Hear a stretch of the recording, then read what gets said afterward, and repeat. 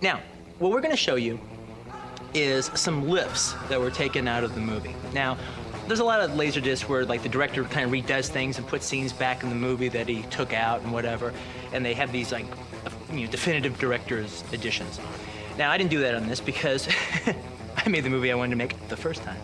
But I still had scenes that I took out, all right, that I liked and that I generally like and everything, but, with film you can have too much of a good thing. So we took them out, and now I'm not putting them back in the movie because the movie's the way it's supposed to be, but here in this section, just if you're fans of the movie, you can look at them and just see them for yourself. Now, it's really kind of interesting, actually, when you make a movie, because there'll be about, 75 to almost 80% of it, all right, is just fine, and the people you're making it with, everyone likes it, but there's usually about like 5 scenes that kind of stick out from the movie, sort of like a sore thumb, that kind of draws attention. And everyone's like, oh, do we need this scene? Do we need that scene? Da-da-da. I don't know about this scene. I don't know about that scene. So you're always like arguing about like 5 scenes. Now the thing is, some of them, yes, they stick out, but they're supposed to stick out. That's supposed to be how it is. And some of them stick out and they shouldn't, all right? And so the whole thing is trying to decide, like Paul Newman says in Color of Money, when to say yes when it's time to say yes, and no when it's time to say no. Everyone goes home in a Cadillac. So that's the thing here. You got to figure out as a director which scenes do you want to keep just because you like them, and which scenes you're actually right about. That yes, maybe they do call attention to themselves, but they should.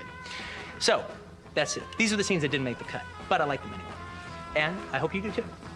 Now, first scene coming up is the scene between Eric Stoltz and John Travolta when John is buying the heroin. Now, in that scene, originally, there was a big, long monologue, all right, that Eric Stoltz gave. And I love the monologue. I think Eric did a great job with it. But again, it was one of those things where it was just like a little too much. We wanted to hurry up and get to the date by the time we got to that scene in the movie. So we took out Eric's monologue. But now we're gonna show you the whole scene over again, but with the monologue intact. Here it goes. Take it away. Still got your Malibu? Oh, man. You know what some fucker did the other day? What? Fucking keyed it. Oh, man. That's fucked up. Tell me about it. I had it in storage for 3 years. It was out 5 days, and some dickless piece of shit fucked with it. They should be fucking killed, man. No trial, no jury, straight to execution. Boy, I wish I could have caught him doing it. I'd have given anything to catch that asshole doing it. It'd have been worth him doing it, just so I could have caught him doing it. Yeah. It's like last week, I had to go down to Panorama City. Now, when I go to Panorama City, I might as well be going to fucking Nebraska. I mean, I'm about as familiar with both of them. I never go down there. Anyway, last week, I gotta go down there. So, I go down there. And guess what? I got lost. Now, you remember about 100 years ago when you used to get lost, you'd pull into a gas station and ask the guy for directions? Well, stupid me. Ooh, I'm suffering from the delusion that you can still do that. So I pull in this gas station, and I ask the guy directions, and he gives them to me. But there's something kind of funny about him, I mean, I don't think too much about it. Maybe the guy's just funny. I don't know. But I notice it. So I drive off. I got so fucking lost. The only thing that I can figure is this dickbait at the gas station gave me the wrong directions on purpose. What a fucker. A fellow American comes to you asking for help, and you purposely fuck him up. I mean, what kind of world do we live in when people give people wrong directions on purpose? What's more chicken shit than fucking with a man's automobile? I mean, don't fuck with another man's vehicle. You don't do it. It's just against the rules. Thank you. Thank you. It's a scene where Uma Thurman as Mia Wallace interviews John Travolta as Vincent Vega. It's when John has just come to her house and to pick her up and take her on the date to Jackrabbit Slim's, and she comes down, and before you actually get a chance to really look at her, she comes down with a high-8 camera, she's pointing it at John, and she just kind of interviews him. You get the impression, possibly, that maybe she does this all the time whenever Marcella sends a goon to take her out to dinner and stuff. She always kind of comes down there and kind of blows the guy's mind. But with John, it doesn't quite work because he's actually kind of into it a little bit. Now, thing is, this scene actually has a very checkered past because I'd actually written this scene about like 5 years ago or so. Because I'd been like working on the basic idea for the Vincent Vega and Marcellus Wallace's wife for a very long time without ever having finished it. So this scene had existed for a while. So we shot it in the movie and everything, and the reason we took it out was basically because by the time that we actually got around to making it was becoming this cliche that all these movies made in the 90s were having all these young characters pointing high-8 cameras at each other and doing these big confessional interviews straight to the cameras, becoming this big, every 4 out of every 5 movies had a scene like that. So it was quickly becoming a cliche. So I took it out for that. And the other reason I took it out was because I personally don't think this scene is that great. You know, I mean, to me, it sounds more like someone trying to write like me than me, with all the little references in there. I still like the idea of you're either an Elvis man or a Beatles man. You know, you can like Elvis, but you can like the Beatles, but no one likes them both equally. At some point, you have to decide which one you like more, and that tells you who you are. I've always believed in that. All right, so that's one aspect of the scene that I still like. But anyway, here's the scene, and special note to Miss Thurman is the fact that she actually handled the high 8 during the video scene. So that she's a camera person. Also, one other thing very interesting is we did a test, you know, to transfer the high 8 to film, see what it looked like. And we did many different tests. We had it widescreen to 235. We blew up the high 8 to the CinemaScope. And then we had 185, and then we had it just the normal video borders with just black background, black on both sides, to see how the height looked. And I gotta tell you, it looked pretty good. It looked like bad 16 millimeters. So basically what I'm saying is if you have never made a film before and you want to make a film, shoot it on high 8 and transfer it to film. All right, because that's what I would do if I had made a film before. Here's the scene. Bye. Smile, you're on me as camera. Ready to go? No, not yet. Do you ever see Barbara Walters interview the movie stars? Once or twice. Well, that's what this is. Pretend I'm Barbara Walters, and I'm gonna ask you a bunch of questions. About what? Oh, life, the world, yourself, whatever I might find interesting. I don't like answering questions. Oh, but that's not your problem. That's my problem. I'm the interviewer. I have to make you feel comfortable so you'll open up and reveal things you normally wouldn't. Okay, I'll ask you an easy one first. What's your name? Vincent Vega. Any relation to Suzanne Vega?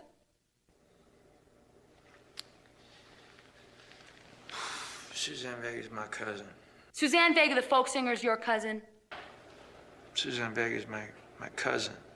If she's become a folk singer, I sure as hell don't know nothing about it.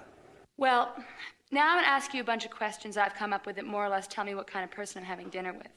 My theory is that when it comes to important subjects, there's only 2 ways a person can answer. Which way they choose tells you who that person is. For instance, there's only 2 kinds of people in the world. Beatles people and Elvis people. Now, Beatles people can like Elvis, and Elvis people can like Beatles, but nobody likes them both equally. Somewhere, you have to make a choice, and that choice tells you who you are. Well, now, I'm obviously not going to ask you that one, because you're definitely an Elvis man, but you're hip to where I'm coming from. Can you dig it? I can dig it. I knew that you could. Okay, first question. Brady Bunch or the Partridge Family? Partridge Family. On Rich Man, Poor Man, who did you like more, Peter Strauss or Nick Nolte? Nick Nolte, of course.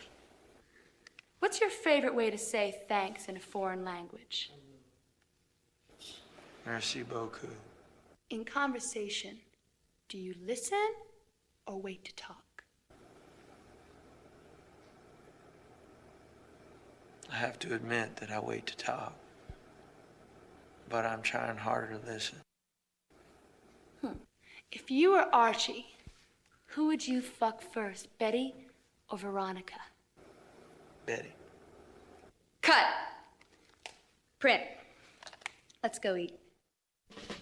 the next scene that we have is the Esmeralda cab scene. Now, we kept this scene in the movie, but initially, me and Sally edited a scene together that we were so happy with.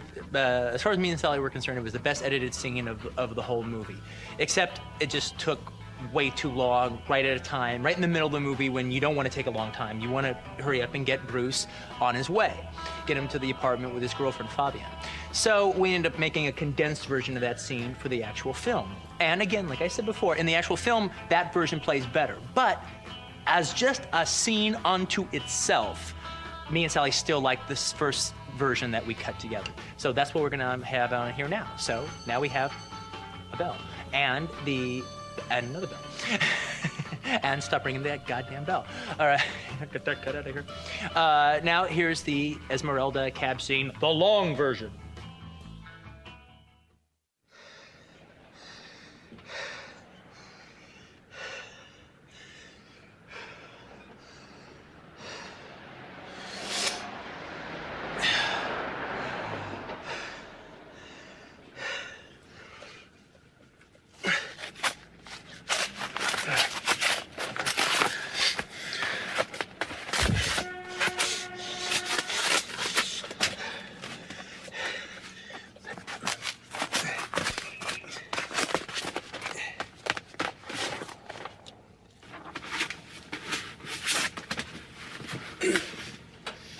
Mister.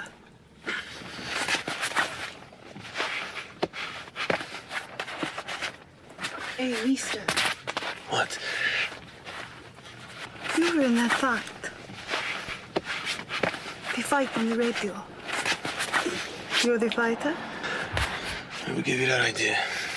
No, come on. You're him. I know you're him.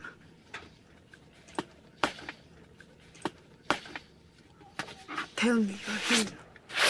I'm him. You killed the other boxing man.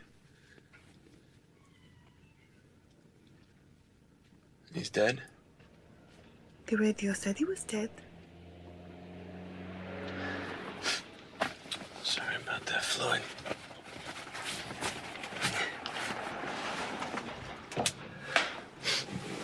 What does it feel like? What's what feel like? Killing a man.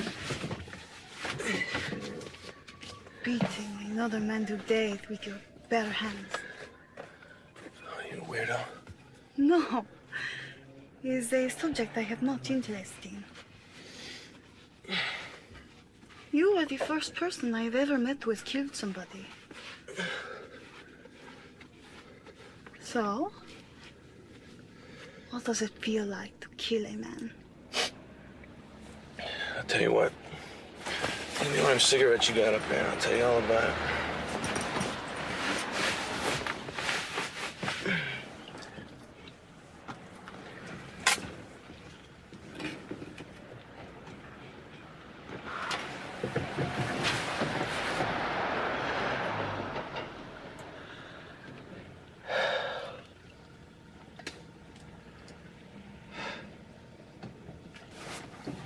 So, Esmeralda Villalobos. Is that Mexican? My name is Spanish, but I am Colombian. Pretty name. It means Esmeralda of the Wolves. Your name means Esmeralda of the Wolves?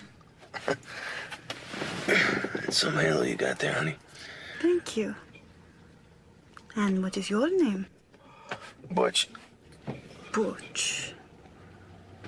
What does it mean? I'm an American, honey. Our names don't mean shit. So, moving right along, Esmeralda, what is it you want to know? I want to know what it feels like to kill a man. I couldn't tell you.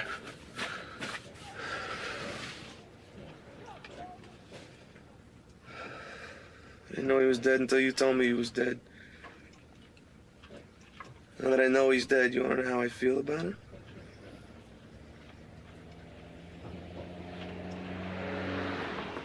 I don't feel the least bit bad about it.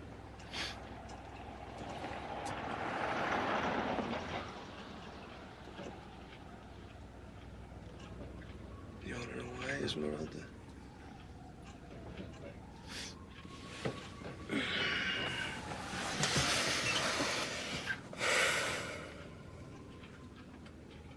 Guess I'm a boxer. Once you said that, that's pretty much all there is to say about me. That son of a bitch out there tonight, that Floyd, maybe one time he was a boxer. He was dead before he ever stepped foot in the ring.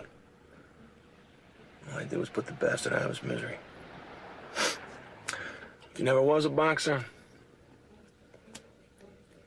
that's what he gets for fucking up my sport.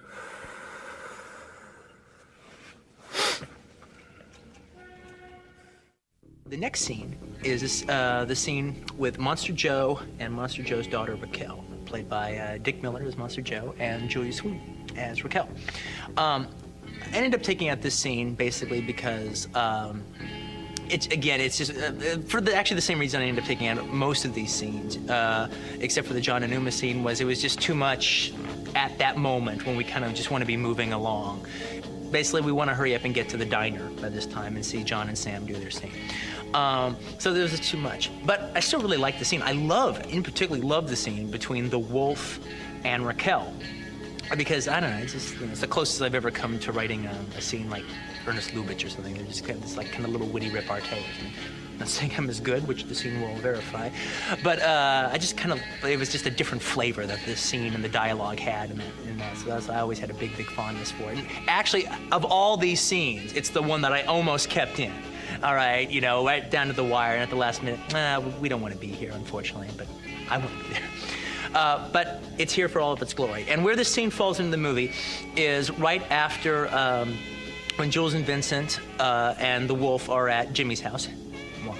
And just when they're getting ready to leave, and they go, "We're going to go to Monster Joe's." Boom. All right. Then it cuts to the Wolf working out his deal with Monster Joe. One other thing to note in here is the guy playing Monster Joe is Dick Miller, who's one of my favorite character actors. If you're a Joe Dante fan, he's in every Joe Dante movie, and was in 72 Roger Corman movies, and it was just an honor to put him and Harvey Keitel in the same frame together. So anyway, here it is. It's the Monster Joe and Raquel scene. I said it before, I'll say it again. Your business is always welcome. I would think by now I've earned the equivalent of frequent flyer miles. Frequent flyer. Tell you what, if you ever need it, I'll dispose of a body part for free. How about an upgrade? You dispose the whole body for the price of a body part. Was that no-frills body disposal? I can take out on that in the yellow pages. No, I gotta run that past my accountant. Where's that reprobate daughter of yours? She's out in the yard up to no good. Take care of it this afternoon. Hello, boyfriend. Hello, girlfriend. I swear, heartbreaker, Joe should change the name of this place to Beauty and the Beast Truck and Tow. Oh, you're prejudiced because you love me. Guilty. Now, business is done. It's time for pleasure. Time it is. It's time for bed. Au contraire, Senor Lobo. Do you have a different idea? Most definitely. What do you think? I think you're taking me out to breakfast. Well, you thought wrong. Oh, that's not fair. I never get to see you. Raquel, I've been up all night.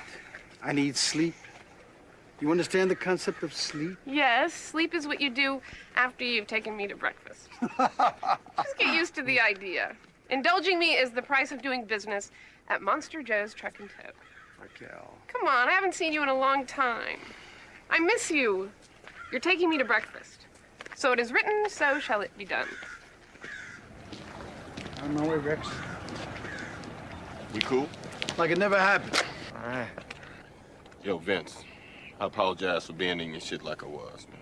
Yeah, you got every right, man. I fucked up. Are they having a moment? Boys, this is Raquel. Someday, all this will be hers. Hi. So, what's with the outfits? You guys going to a volleyball game or something? Thanks.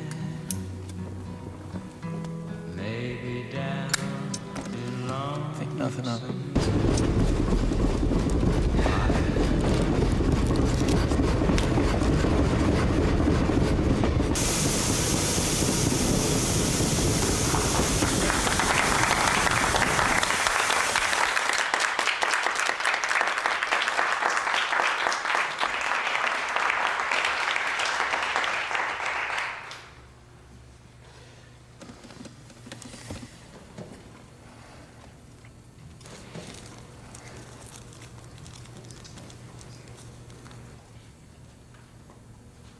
So, Marsala said you just got back from Amsterdam. Sure did. How long were you there? Just over 3 years. I love Amsterdam. You been there? I go there about once a year to chill out for a month. No kidding. I didn't know that. Why would you? Hey, do you know a hash bar about 3 blocks from the Anne Frank house, the Cobra? You been at the Cobra? I mean, that's a real small place. How'd you know about the Cobra? I've known about the Cobra since Derek opened it. You know Derek? I've known Derek going on 6 years now. You're kidding. Derek and me like buddies. So are Derek and I. This is blowing my fucking mind. I mean, I practically lived at the Cobra. When I'm in Amsterdam, I literally live at the Cobra. I stay in the house with Derek and Petra. You stay at the Cobra? My picture's on the wall. Which picture? You know the photos Derek has behind the bar? Well, there's one of Derek between 2 girls wearing baseball jerseys. Petra's the one with the baseball cap, and the girl in the cowboy hat's me. That's you in a cowboy hat? So you're the one in a cowboy hat. Jesus Christ. I mean, things like this make me realize how small the world is. I could have took you out. How come Marcellus didn't hook us up? Oh, when I go to Amsterdam, I go alone to be alone.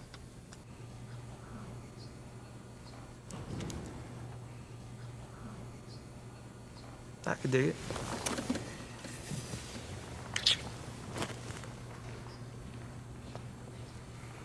I heard you did a pilot. That was my 15 minutes. What was it?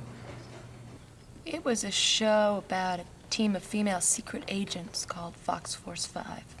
What? Fox Force 5. Fox as in we're a bunch of foxy chicks. Force as in we're a force to be reckoned with. And 5 as in there's 1, 2, 3, 4, 5 of us. There was a blonde one, Somerset O'Neill. Do you know her? She was the leader. There was a Japanese one, a black one, a French one, and a brunette one, me. And we all had these special skills. Somerset had a photographic memory. The Japanese fox was a kung fu master. The black girl was a demolition expert. French fox's specialty was sex. What was your specialty? Knives. The character I played, Raven McCoy, her background was she grew up raised by circus performers. So, she grew up doing a knife act. According to the show, she was the deadliest woman in the world with a knife.